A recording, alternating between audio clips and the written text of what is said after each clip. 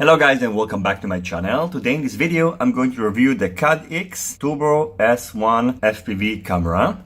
This camera is very similar to the Runcam Swift Mini, and in this video I'm going to compare these cameras side by side. Inside the box we get in the camera. This is the PAL version. It has a 2.3mm lens, and we also get in all the accessories, which are screws and two Allen keys, an OSD controller, and also this mounting bracket. There are different lenses that are available: 2.1, 2.3, 2.5 and 2.8mm, and you can choose either NTSC or PAL version. The power range is very wide. You can power this camera with between 5 volts to 40 volts. The Swift Mini can be also powered with a pretty wide range, between 5 to 36 volts. The Caddx also comes with this useful instruction manual, which is surprisingly very similar to the Runcam Swift Mini instruction. We can see here the specifications, the layout, and the connectors. So there's a huge resemblance between this guide, which is not bad because I think that Runcam did a pretty good job with this user manual. So Caddx took some inspiration from the design of this manual, so that's good.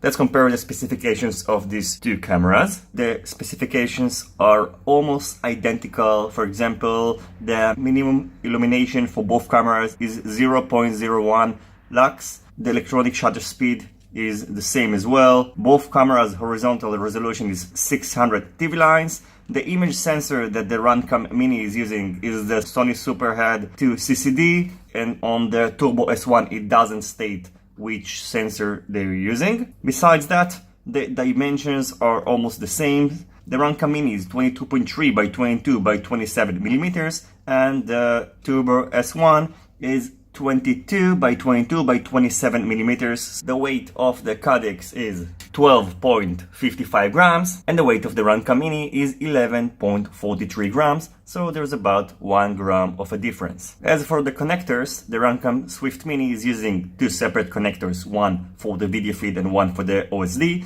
and the Caddx uses just one single connector, but of course you don't have to connect the OSD, you can just connect the DC in, ground, and video. As for the price point, the Caddx is $2 cheaper than the Runcam Swift Mini. This one costs about $35 and this one about $33, so I wouldn't make a decision based on the price. The most important thing is to go outdoors and to see how these cameras perform side by side. These both cameras are PAL version and the lens width is 2.3mm, so a direct comparison will give us a pretty good idea of how these cameras perform.